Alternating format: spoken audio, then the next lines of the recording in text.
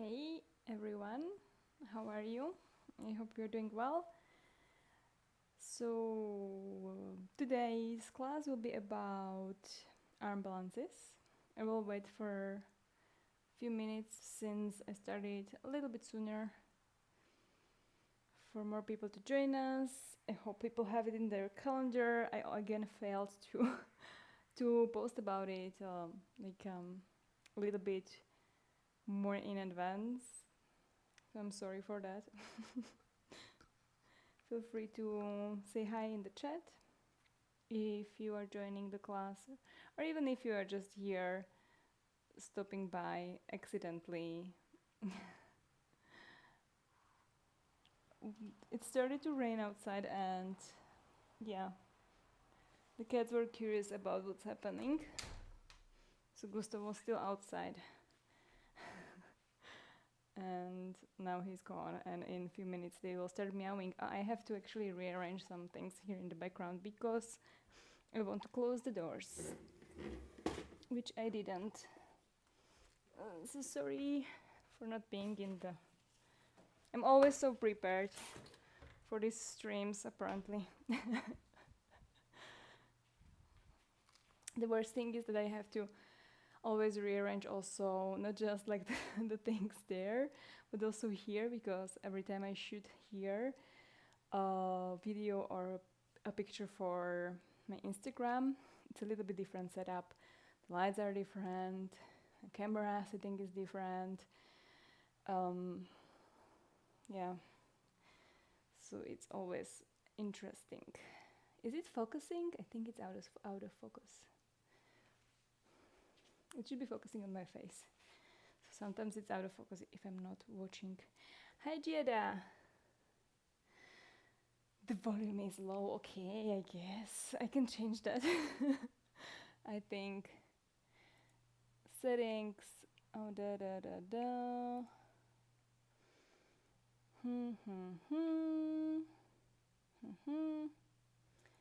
We will put it to 2 more decibels, or maybe 3 more decibels. That needs to be enough. I don't want to be too loud either. It should be a tiny bit louder. Let me know if you can hear me better. I advise you to use headphones anyway. My only problem is when I am close to the ground, or closer to the wall, then the sound will like be twice as loud, because it's also, how is it called, like reflecting from the ground, and the closer you get, so it's reflecting everywhere, and it's not really soundproof room. So anytime you will have like a really hard surface, the sound will reflect and rebounds, and then ends up with the same amount on the microphone. So in child's pose, or in puppy pose, or in poses where my face is close to the ground, I also have to be careful and lower the volume that I'm actually producing. Also, decibels are, I think they are logarithmic, so like the higher you go, or I don't know, actually that's probably already linear after its decibels, whatever. Okay, let's start the class. As I said, it's going to be about arm balances, but at the end we will do some kind of yin ending, just because it's the end of the week. It's evening for me, and I decided to do that. So we'll start right away in the tabletop position, just so we can focus a little bit more on our hands, on our arms and palms and wrists and what they are doing. So just spread your fingers, and if you want, you can also assess, you can sit back onto your heels and assessing your wrist flexibility, or rather wrist mobility, active range that you have in your wrist. So you flex your palms, the way that the back of the palm comes towards you, and then you might see that they don't go as far as you would like to. And in arm balances, what happens often is that you have even less than 90 degrees. So if you grab, for example, your left fingers with your right hand and go into that passive flexibility, so you push the fingers, maybe even the knuckles, a little bit easier with the fingers, a little bit more, then you will see where is your passive end range of the joint. So it's a little bit more. And there is this one thing about the passive range, so you can do the same stretch for the other hand just so you feel balanced. So the thing is, if you go to that passive range, is that you're not going to be using your muscles anymore. So the muscles that create that movement of the palm going towards your upper arm, sorry, will disengage, and then your wrist is not as fully protected as if you would not go all the way. Another thing is,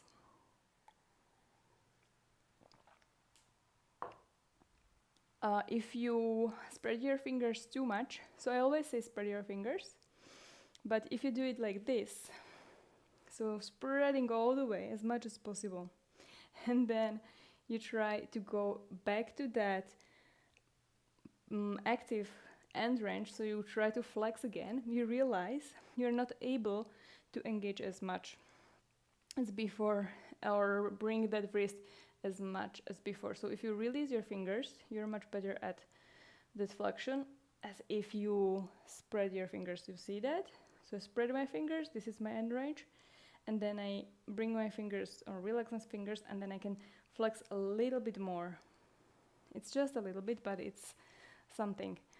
And this is because the same muscles that are responsible for spreading the fingers are the ones that are flexing the wrist, and the muscles can do only one thing properly. So they are either spreading or they are flexing the wrist. They can do. So you want spread fingers to have a little bit bigger area on the ground to be better at balancing, but not too much. And you will go into that passive kind of range. So always take care of doing also the other thing. So you can make fists. Again, making fists will engage the muscles here, and it will help you to go in a more active way. Although this is also active, right? So you can do both. It's actually, I can feel really the muscles if I release my fingers. And then when you flex, you will go less. And this is because the muscles that are curling the fingers are already curling them, so they can't do the other part of the flexing of the wrist enough or deeply enough.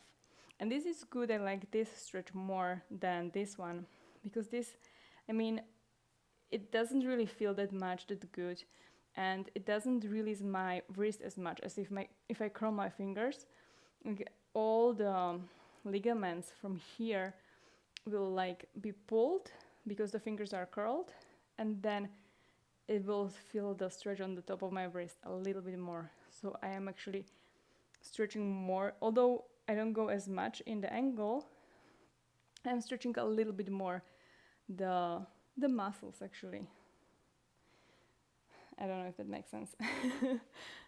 It just feels better. Do whatever feels good for you. You have to try everything, and then you will see. Especially in yoga, where you're not trying to hurt yourself, so you're trying to stay safe. You're trying to do something good for your body, so you should not do something that is going to hurt yourself. Okay, so spreading the fingers, place the palms underneath the shoulders, and then clawing with the fingertips into the mat, and then bring the inside palms pressing down into the mat.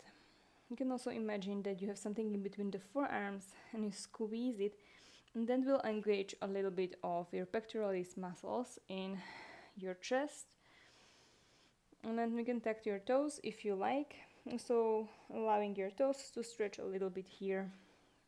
Start with your cat-cow, inhaling for an arch in your spine, and exhaling, rounding, squeezing your belly, keeping the belly in as you open your collarbones in your cow tilt, and exhale, round cat pose.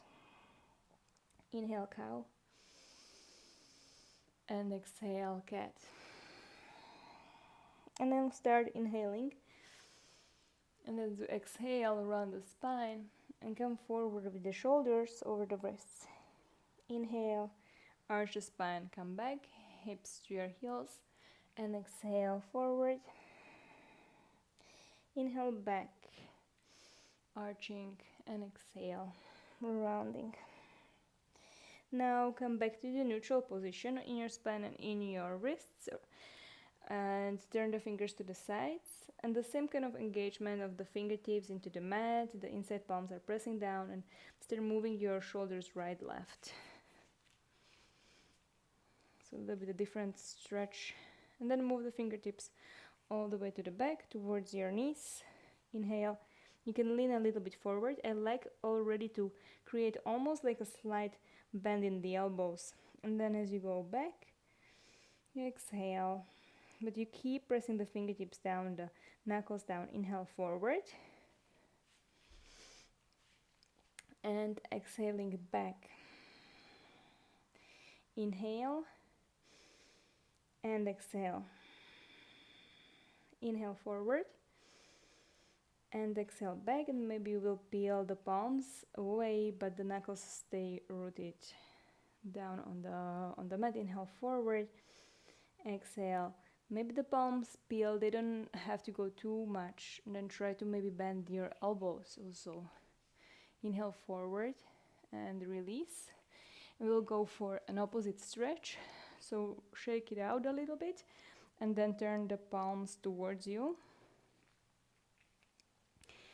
and place the backs of the palms on the mat with the index fingers, or rather the middle fingers, like facing towards each other, and you can go really close. Then bend your elbows, and then again curling those palms, so you will have a little bit like a better stretch. And then imagine already here that you want to peel the backs of the palms away from the mat this time as you extend your elbows. So again, trying not to go into that such a passive stretch, because you bend your elbows. Inhale, open your fingers, and exhale, curling, and trying to actually peel it away will help you to not go as passively. One more time, inhale, open, and exhale, curl, press away. Maybe roll on the top of the knuckles, so the fist will go in towards the ground. And then you can try to lean forward and roll on the index knuckle to bring also the thumb knuckle down, and then you can roll back to the four fingers, and then even back to the side of your pinky knuckle, bending the elbows towards you.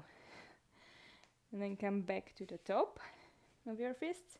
One more time, forward, back to the center, and backwards, and center, and then rolling all over the top of the knuckles to the backs of the palms, bending the elbows, opening the palms. Okay, shake it out. So what did I wanted to say? Nothing about the palms anymore. Next part is your shoulders. I always say this, but I will repeat myself in the case you didn't know.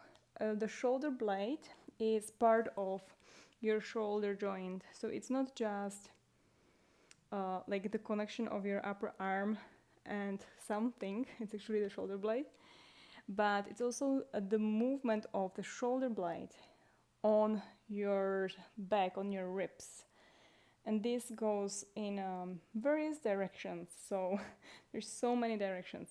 So it can move up. It's basically when you shrug your shoulders up towards your ears. And then it can move down, making your trapezius, so this part which like hurts a lot, very like nice and long, and that feels good if you do that. If you move your neck, so moving the shoulder blades down, the shoulders down, and then you move your head a little bit, and it should feel good because these muscles here on the neck that attach to your shoulder and then to the rest of your back, actually going all the way to the middle of your back, tends to get really tight. And the next part, or the next movement of the shoulder blade is going together. So that's when, if you make cactus arms, for example, you move your elbows back, your shoulder blades will squeeze towards each other. This is done by rhomboid muscles in between. This is anatomical. I should have called this anatomy. And then if you could go the other way, so the elbows will move forward, the shoulder blades will slide away from each other. So they are working together with the upper arm, where I was saying elbow, but this is the end of your upper arm, right? And before it was the shoulder head that was moving, so the whole upper arm was moving up and down, and the shoulder blade was following the movement. The next is that they are able to actually go flat on the mat, on the back, and then they can wing. And this is done by serratus muscle that goes from the inside edge underneath the shoulder blade, and then it attaches to your ribs from the side and from the front even. And it's invisible because it's hidden by the latissimus dorsi, so like this huge muscle that is like on your whole back, lower part of your back. So you don't really see it on the ground, it's deeper. It's one of the stabilizing muscles because it's super deep and close to the bones. And this allows the shoulder blades basically to become flat. And you can wing your shoulder blades if you go for an internal rotation. So you can make fist with your right palm, bring it onto your low back with the back, and then you will bring your elbow forward. This is internally rotating, and it destabilizes the shoulder blade, and you will find this nice winging. Maybe we can try to palpate it. Use your hands to feel it. And if you want to go for the other kind of, you want to make the shoulder blade flat, you can imagine that you want to press forward, and that, like, if you wanted to punch forward, but more like pressing forward, and that will engage that muscle. But it also works when you are bringing your arm up, though, and also when you're bringing your arm down. So different kind of parts of the serratus muscle will allow your shoulder blade to stay flat as you move up and down. And making it flat on the spine or on the back allows the shoulder girdle or the whole shoulder joint to be stable. Good, you can try the other shoulder blades. So make fist, palm onto your low back, elbow forward, and then maybe, if you can, some people can do it really impressively. Some people will, depends also on like how your body is built, genetics and so on, how much can you wing. And then some people's shoulder blade will be winging naturally because the serratus muscle is really weak. With the age, our stabilizing muscles get weaker and weaker because we don't move. And then other muscles take over. And this is why we have this trapezius on the neck very tight, because it's working, it's helping us breathe because we don't use the proper breathing muscles. And then we use it also in chaturangas. We use also pectoralis minor, I think, in chaturangas if serratus is not strong enough. And it's the surface muscles that we can see and we are more aware of, that we use over the time instead of the stabilizing muscles. Come to your tabletop. I will show you one more exercise for the serratus muscle. Although it takes time and practice to be like a little bit, I still also suck with engaging it. So you can try to imagine that you want to press the palms in to the mat, and then you want to bring your chest bone in the middle of your chest, away from the ground, rounding through your upper back. And then You don't have to really have your shoulders at your ears for now, so you can slide them down, imagining opening your collarbones just a little bit, so creating a little bit space on your front of the chest or upper part of your chest, and then also bring the chin in, allowing your neck flexors, deep neck flexors to engage, which are another stabilizing muscles. And if one stabilizing muscle is working, it's possible that the other will fire up. So tucking that chin in, also bringing your ribs in.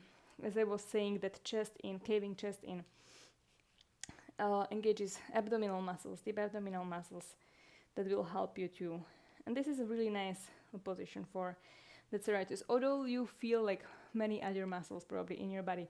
And I was saying about those collarbones a little bit wider because I think I just made this up. This will allow you not to engage the pectoralis minor, that is like here on the upper part of your chest, to engage. I have to look it up, but maybe this is like a reason why this will help you a little bit better with that serratus, but don't take my word for it. So we'll go into a low plank or forearm plank. You can, you should stay up with the knees. So let's stay up with the knees. Squeeze your belly in, squeeze your glutes, bring the chin or the face away from the mat. And then we will walk the feet backwards. And this one is like super hard. And it's using those serratus muscle parts that are required for also raising your hand up. And it's usually those that are really weak. Stay here, so a little bit more back. Keep pressing from your elbows down. And then walk forward. And then walk even more forward with your shoulders coming a little bit more forward than your elbows. Stay there for 3, 2, 1. Back to the center. And release the belly down. Okay, so although you don't feel those muscles, me neither, they are being used, especially when you go and walk back. And another exercise would be sliding your hands up a wall. So if you have a wall, you can try that. Is my wall visible? Well, this one is. So you again try to imagine that you want to press into that wall without like allowing your chest to go towards the wall. So you press away, you round your spine, and then you slide your arms up, and this is a little bit easier since you're not having your whole weight on your arms. And then you slide down. So this sliding up, and the higher you go, maybe going a little bit closer, the higher you go, and you should start feeling like a little bit more engagement right underneath your armpit from the outside. And then slide down. Okay. Hope you felt something if you tried it. Coming back to that tabletop position, tuck your toes and come to your first downward facing dog. Shake your head. You can bend one knee and then the other if you like that kind of distractions, but try not to do this like every time you come to down dog, maybe. Although holding still poses and every time the same shape is also not the best for your body. So even if you have perfect down dog, not changing it and holding it always in a still, without stillness, without moving, is not the best, since you're learning just basically one kind of shape, and you're not going to the full range of your joints. You're just there in just for the sake of shape, and it will create repetitive stress for your muscles, for your joints. So little movement is always maybe better, but sometimes holding maybe for the mind is good.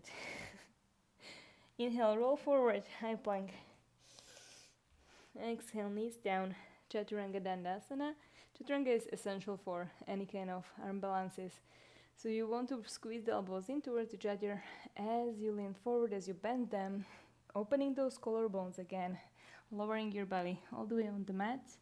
Inhale, lift, untuck the toes, chest goes up, and exhale, press back to a tabletop or plank or demi-plank with knees down. Back to your downward facing dog. And bend the knees, look forward, stepping or walking or jumping forward in between your palms. Inhale, lift, straighten your spine, and exhale, fold. Try to squeeze your belly and your thighs. Inhale, come up, straight spine. Reach your arms up at the end, although you can't see my arms. Exhale, palms to your chest. And then stay here a little bit. Close your eyes. Hi, Isa. And then just feel the weight on the mat, on your feet, distributing. You can do little shifts back and forward. And just trying to realize where you feel your weight and where does it feel like you're going to fall. So really going all the way over to your heels until your feet maybe even wants to leave the ground, and maybe they will leave. And then going forward and feeling the weight on the mounds of your toes, maybe a little bit on the big toe. So, and this is very similar to wrists and in arm balances.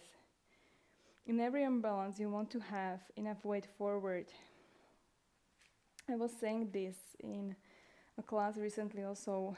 I have this from my friend who is a neurosurgeon. We live in a, like, always trying to fall down, not down, but forward. And the way we actually stand upright is by engaging everything to the back to prevent us to fall forward. And as I said, you maybe feel the weight here on the big toe mounts and the big toe a little bit. And it should be the same for your wrists. So you should feel it on your thumbs, on your index fingers. So the first two fingers from the inside, and then it should be a little bit more forward because you are trying to like keep enough weight forward, since you can't come back from leaning too much back. So it's always just like a play. It's balance. It's a play of where you are having your balance. Okay, open your eyes, reach your arms up. You can take a little back bend if you like. And exhale, fold. Inhale, halfway lift. And exhale, palms down. So you'll prepare already for the first arm balance, which is crow pose. For this one, it's like the first step for you to start with arm balances. And you can use some things to help you in order to go for it. If you are new to this pose, you can have pillows in front of you, you can have wall or a sofa in front of you, so you have always something to fall towards, although the wall can be pretty hard if you would end with your head. And sometimes the wall or the sofa will create this barrier where you will not shift enough weight forward. I like to use blocks, although I didn't learn it with the blocks. But the blocks will help you to find like a little goal, or this is like where you want to reach. Your palms needs to be in a triangle that is wide enough, or wide as your shoulders, but also long as your shoulders away from your palms. If you keep your palms too close, there will not be enough place in front to put or to bring all your weight forward. Then we will open the knees. If you can, place the heels down. You can walk the feet a little bit wider, and you can stay here a little bit in your malasana. Bring your chest up. You can press the palms together. And you can move here right, left a little bit. Again, not keeping the pose maybe too still.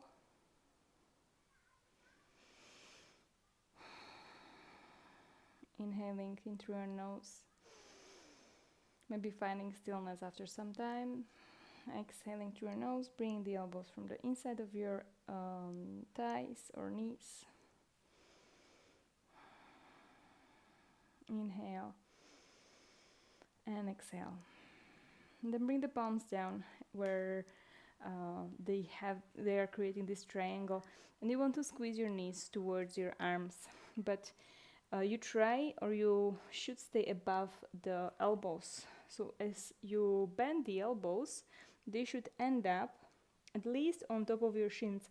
Some people will end up only with like the inner thigh, and this is also possible. However, your feet will be a little bit harder to lift, since you will have to squeeze using your hamstrings, your knees. You will have to bend your knees, right? Because if you don't bend your knees, if your feet are too heavy, you will never be able to lift. So this is one kind of point, the shins above the elbows. For that, you have to round, which also helps with that protraction of the shoulder blades and helping to engage those serratus muscles. So that's amazing, that's great. Then you move with your heels up. You can walk your toes together, and you have to look forward, since this is what's going to help you with the balance.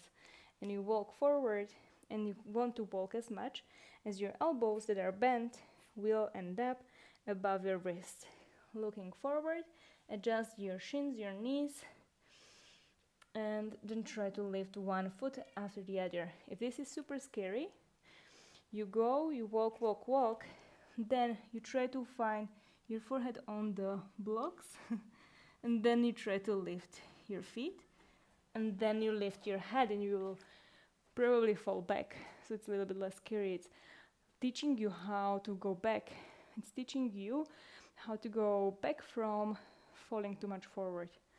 And even if you don't have the blocks and you fall, usually I never saw anyone, hello Gusto, I never saw anyone to like fall on their face. Usually the people will make a little step with their hands, like they will go too much forward and will start falling down, and then one hand will cave forward. So your body has some kind of protective measures, but you can always have that pillow underneath, just so you feel a little bit safer.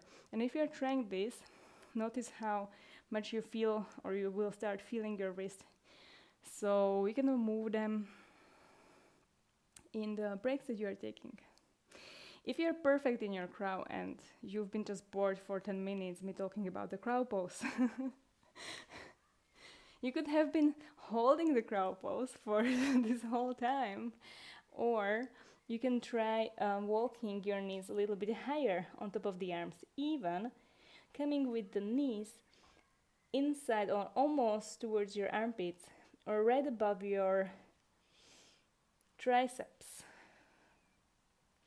So this crow is a little bit different. Your hips are much higher, so you are balancing much higher, and you have to use a little bit more core, maybe not, and more control in your legs, since you're not just squeezing them in, but this time you have to be balancing and modulating like the arm and the knee position.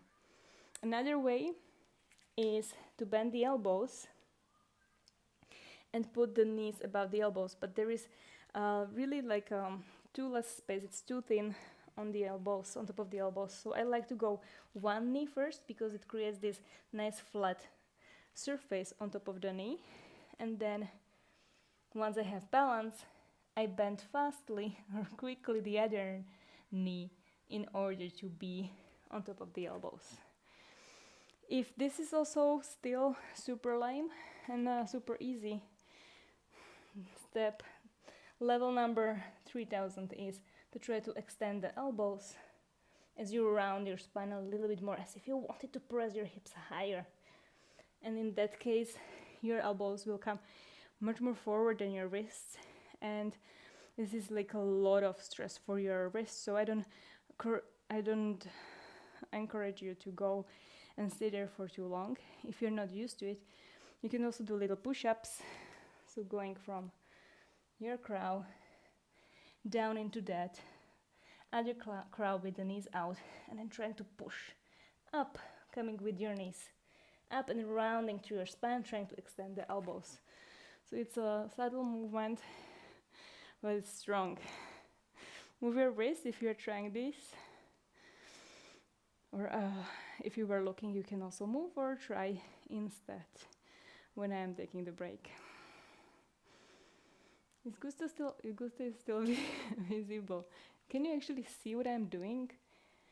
Because Gusto is there. I will move you a little bit, okay? Like this. I will try to stay on this side of the mat. If you didn't see those crow push-ups, I will try to repeat myself. So, knees come to the sides. I'm much lower. And then I push, push, push. Knees come up. I round the spine. Bring the heel in towards my hips. And I try to extend my elbows. I don't think I can do it again. Going down and up. Okay. We'll come to the belly. You have several options.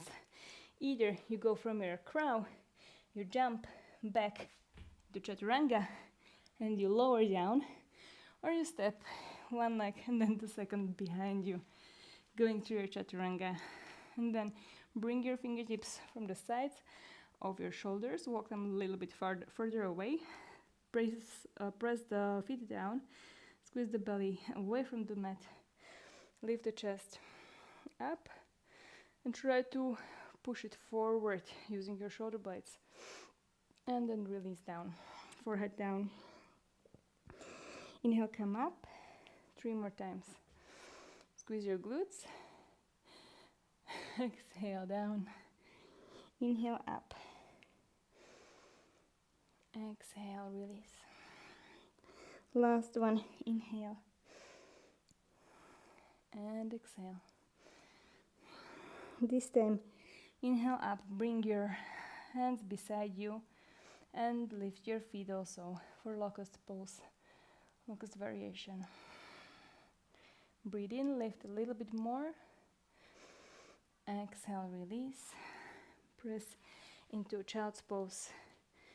Bend the knees, sit back, relax your forehead down.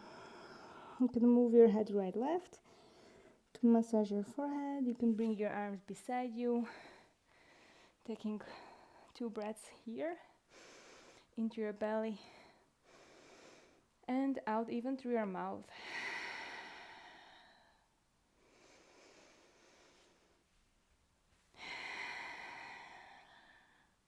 Okay, and then slowly place the palms underneath the shoulders, press yourself back and go to your downward facing dog.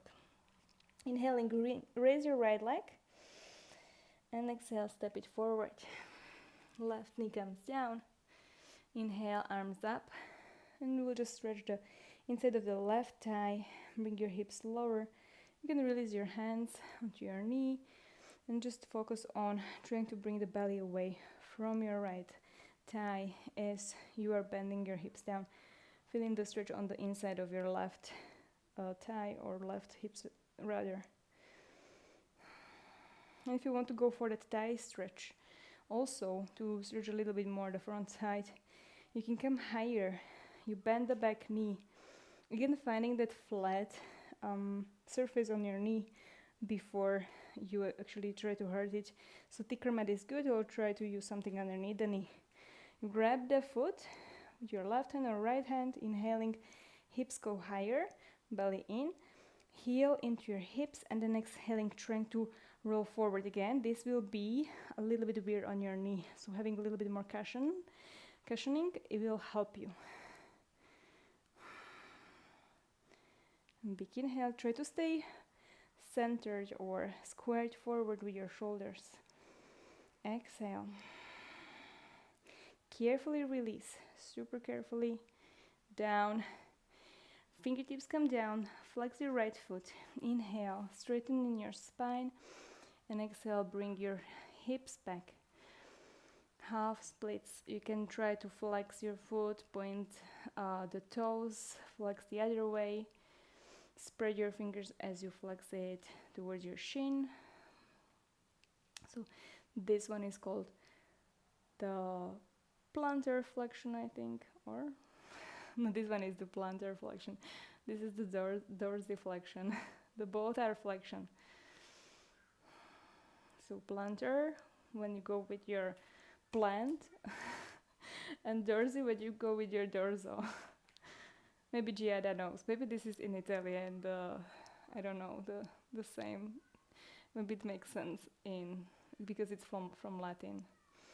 Then we'll bend the right knee. Move your right hand from the inside of your right leg. Move your right foot a little bit more to the right. Go for a lizard pose.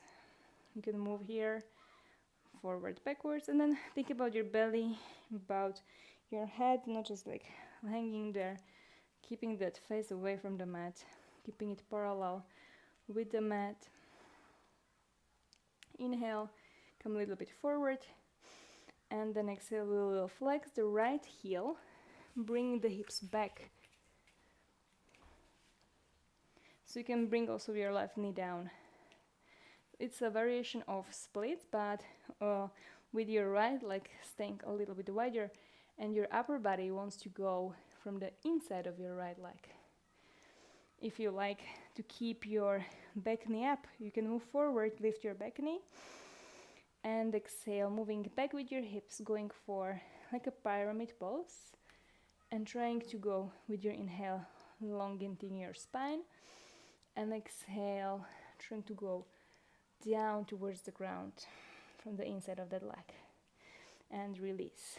We'll change the sides. Step back, downward facing dog. Left leg will go up, inhaling. Exhale, step it forward. Low lunge on the other side. Knee comes down, reach your arms up, and exhale, release, hips down. So from here, again, you can press the palms into your front thigh, trying to press yourself away. If you really feel your back knee and if you're sensitive, try to bring more weight onto your foot, back toes or back top of the foot if you have your toes untucked.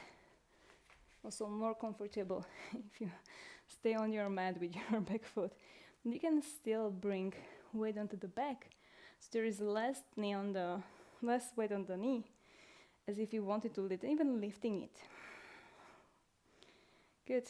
Then slowly try to bring your hips higher in order to bend your back knee as much as possible. Then you grab your back knee. This is also delicate balance. Try to bring your heel to your hips. Squeeze also your right glutes at the same time. Inhale, twist forward, and then exhale, slowly rolling forward. Carefully, if you feel uncomfortable in your knee, maybe don't do it again. As I said, there should be no hurting yourself in any part of this. Giada, did you say something about the dorsal in Italian? Yes. Yes, I thought so because it's from Latin. Okay. So if you know some Franco, I don't know what kind of family language it is, but you know, like French, Italian, Spanish, those languages, slowly release, then it might be similar in those. Gusto, don't drink my water. Inhale in your low lunge, exhale, half splits. Try to move just as much as you end up above your back knee, or maybe even bringing your front heel a little bit more forward to stay there. Inhale, lift, straighten the spine. Exhale, fold. And then you can lift a little bit and move your ankle. Those dorsal and plantar. So dorsal and plantar. Plantar is palm, dorsal is the back. Or the top of your foot in this case. Because the back, I would say, it's the lower part. Good. Inhale, lift, exhale, fold one more time. Rebend the left knee. Hands from the inside. Move the left foot to the left. You can bring your right knee up, moving back and forward.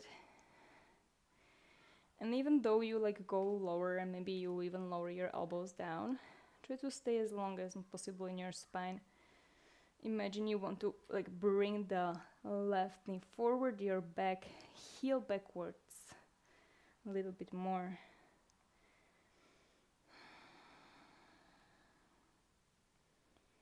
And then release the knee down. Inhale, lift a little bit, come onto your fingertips. And exhaling, flexing your left foot as you lean back. And you can stay here for one breath. Inhale. Exhale, fold from the inside. Inhale, come forward. And then exhale, bring the back knee up. Come onto your fingertips. Inhale. Exhale, back to a pyramid pose variation. Inhale, lift the chest, straighten the spine. Exhale, fold from the inside of your left leg. This one is super much for me. A lot. Left hamstrings are killer. Good. Step back into your downward facing dog. So I said we will do yin, but I am moving very slowly through this class. So we will do like 10 minutes of yin. I will just explain the other arm balances that are very common in yoga classes. Ekapada Kondinyasana, number 2, where you are going almost like into a split, which we weren't doing, but we were stretching the right parts of the legs. So we will bring the right leg again forward from the outside of the right palm. And in this case, if you really suck at splits, it might help you if you just keep your knee bent. Palms come down underneath the shoulders, and then you can walk the foot a little bit more behind your right palm. And you want to squeeze the knee towards your right shoulder. And imagining chaturanga. So having a strong chaturanga, as I said, it's essential for any arm balances. You lift your back knee, so your hips, the higher they will go down, the easier it will be for you to shift them forward. And then you try to bring your right foot up, squeezing the knee in towards you. As you bend your elbows, lean forward. So a lot of weight forward, lifting your back foot maybe eventually. This is variation number 1. I'm not going to talk about the cheating, but basically you can bring your other side ribs. One leg is on your right, one arm, and then the side ribs can be on the other arm. And that's going to help you maybe in the future, maybe without collapsing on the arm will be possible. Other variation is to walk the right foot forward in front of your right palm. Again, you squeeze the right knee in towards your shoulder, bend your knees as you this time bring the foot up, but forward instead of backwards, and you try to lean forward, bending the elbows in order to lift your back foot. Then you may be going through your chaturanga and your vinyasa, if you like to do that, or you just step back, taking a little break, moving your wrists. Inhale wherever you are. Exhale. Okay, other side. Left foot will step from the left, outside of your palm, left palm. Very similar to lizard, or like a lizard variation, like a lizard pose. You want to squeeze your left knee in towards you. You press away from the ground, your hips go high, and maybe you bring your right heel up, so your foot can be here behind your left palm. Maybe you squeeze and you bring your heel up. You look forward, again, looking forward, the same applies as in that crow pose. You lean in order to lift maybe your back leg. This time I collapsed on my right elbow with my upper body, so you could see that. That's a variation. It's a little bit easier than to lift your back leg. And I also tend to have like a slope, which is all okay. Like all these kind of variations are just variations, and you can then build the strength to go somewhere else. So the second variation, foot can come forward in front of your left palm. Your palms are still in the same position with the index fingers forward. You bend your elbows. You have to bring that left knee a little bit higher, almost going on top of your shoulder. You look forward, you extend your left, and you try to lean forward, adjusting, lifting your back foot. Maybe pressing away from that right shoulder. Maybe not today. Chaturanga from there, maybe jumping back, inhaling into your back bend, exhaling downward facing dog, then set your knees down and then move your wrist. For sure after these positions, since you need to lean super much forward, so if you don't feel your wrist, you are doing it wrong probably, because there is a lot of wrists. Then lie on your back, bending your knees, sitting your feet as wide as your hips.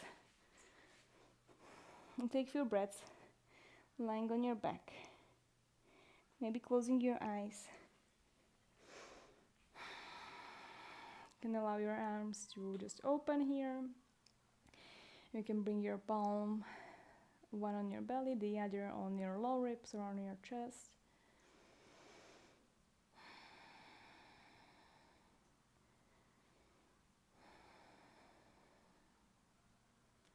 Taking a deep inhale through your nose. Exhale through the mouth. One more time, inhale. And exhale. So we will take a back bend. You can take another variation of a back bend. You can take an active back bend in your bridge pose. Option number 2 is to use your hands for a little bit more passive back bend, where you lift your hips and you put your hips onto your palms. Although this is also quite a lot for the wrists, and you need to stay active a little bit more if you want to eventually lift your feet maybe away from the ground. So this is another variation. Or if you have blocks or something like blocks, you have to get creative. If you don't have the blocks, you can put them, even just one block, underneath your sacrum, or rather it's your sacrum. So it's like the part of your pelvis, this flat part in between your cheeks. And from there you can easily lift your right knee, then the left knee, maybe both knees up. And you can stay here for a little bit longer, maybe adjusting whatever you have. Another option is to use books, for example. Put them, your hips will be a little bit lower, depends on how many books you have. And staying in this kind of position. Sorry, Gustik, I didn't want to touch you. So you relax your arms. You can put those legs up, even straight with your knees, almost straight. You can bend them, closing your eyes, releasing your jaw.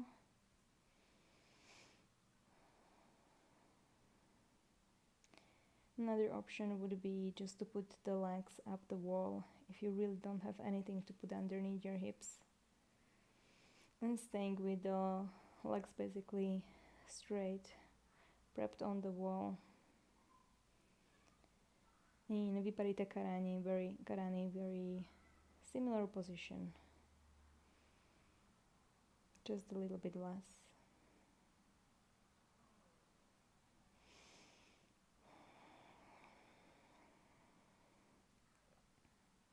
So we will stay for 5 really long and deep breaths here.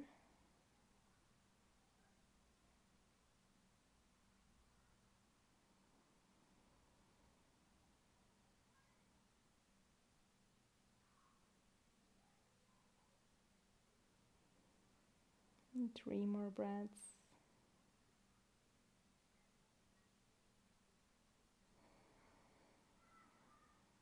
You can always change if you feel uncomfortable in your body now because something shifted.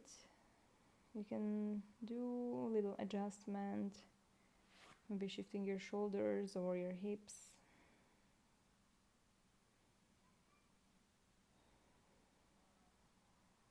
And slowly we'll bring the feet down, removing the blocks or coming away from the wall. Hello, Gusto.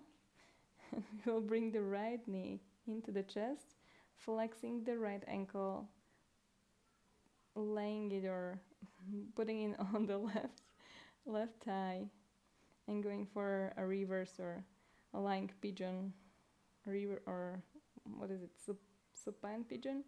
So lifting your left knee up, keeping that flexion, that dorsiflexion in your left ankle, and then trying to go away with your right knee. So your shin is almost parallel towards you. And you can grab your left thigh or left hamstrings or your left shin, or you can extend your left leg and grab your left calf or ankle. You have to imagine this because I can't show it to you now.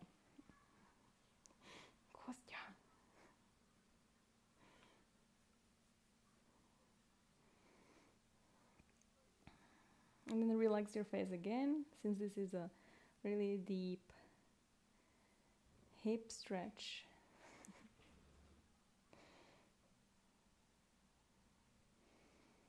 Take 5 breaths also in this pose. It's a little bit more passive pose, maybe. You're using a lot of grabbing.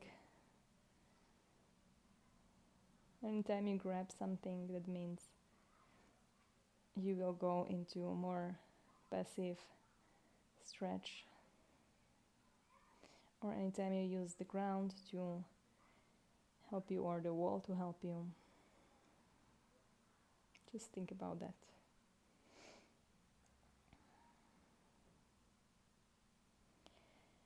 Prolonging your next inhale and especially going a little bit longer with the exhale.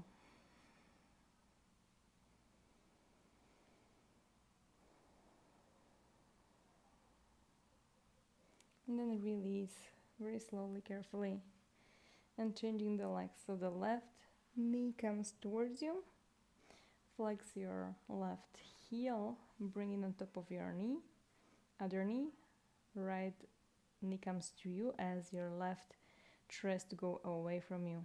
And then again, grabbing your hamstrings, your shin, or maybe even your calf, extending your left leg, maybe even your ankle.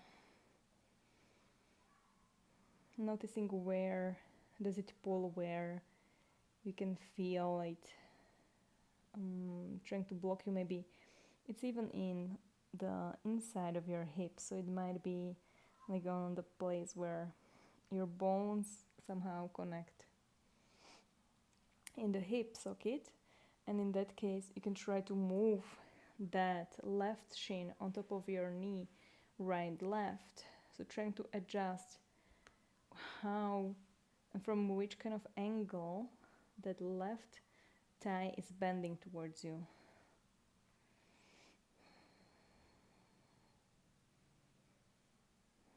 Again, go for 5 breaths. Focus on releasing in your face at the same time as in your hips.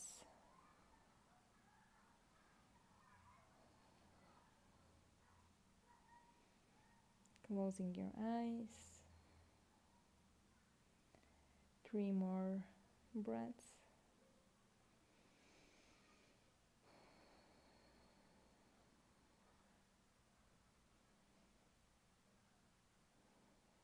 And last one.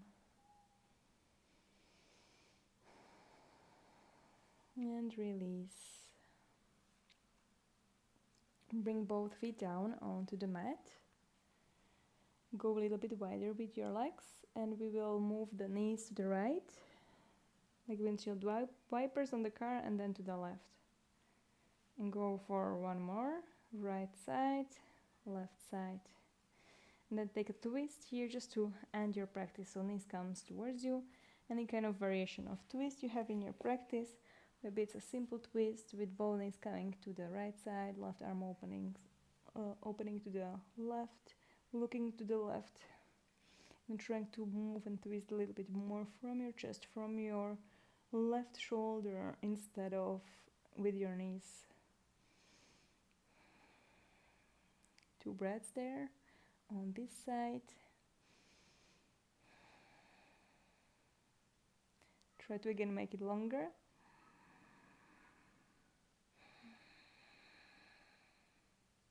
Inhale to the center and draw to the other side, opening your right hand to the right, the same variation in your legs. Look to the right side and trying to go with your right shoulder a little bit closer towards the ground, with your right fingers a little bit more further to the right, away from you. 3 big inhales and exhales.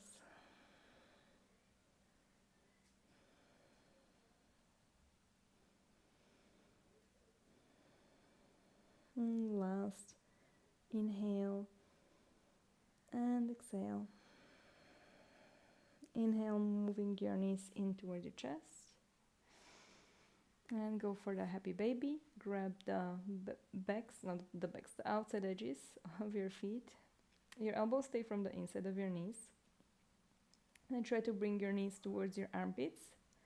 And if your hips leave the ground, try to bring your hips down, flat back on the mat if possible. So your feet are facing up and your shins are 90 degrees with your feet, with your thighs basically. Maybe you will straighten your right knee or try to straighten your right knee, going with your right foot towards the ground, and the same with your other leg. And then maybe both legs if you enjoy straddle splits, straddle kind of fold. And grab your knees, rock back and forth until you sit on the mat. Thank you so much for everyone who joined. If you joined late and you still want to try this class, it will still online forever, so you can try it even later. Hello, Quamberly.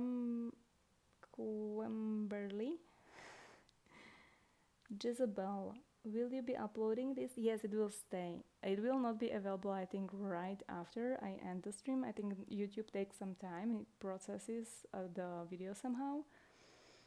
So it might take some time to like show up on my on my stream, but it will be, I might do like a playlist with all my live classes that I will be doing these open classes or like public classes a little bit more, and I will try to keep them on my YouTube channel for the future, because I think sometimes people are really interested in what I'm teaching also like live. It's a little bit less prepared, and sometimes it's more funny because the cats will be doing some funny things. I don't know. But I also have another class that is live, but it's not public, it's not open for everyone. And there you have to pay for it, which is great for me because you support me. So you have options to also take the other class sometime maybe and to support me. It's on my website that is always linked in the description. So you can do that sometimes. And those classes are also staying online for longer. So even if you can't do it exactly at the time, you can do them a little bit later, and they will stay with you forever if you like them and if you want to repeat them for some reason. Thank you, Isa. I have to check your channel because your name is Isatovar Yoga, so I guess you're also sharing some yoga. And thank you, Kimberly, that you like the class. Good. If you don't have any other questions, I think that's it from my side. And yeah, let's thank Gusto and Emo that they joined. Emo is sleeping. I don't know, it's funny, they went to sleep. They gave up on being away. Can you see Gusto? Probably not, he's sitting right. I can see him! There next to him, hello Gusto, was actually Emo sleeping the whole time on my jacket. But invisible to your eyes. He likes fluffy jackets. He is ruining them very often. Excellent.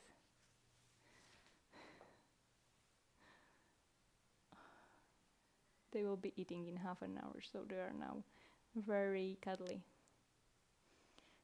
They want to show the affection to the humans, so the humans will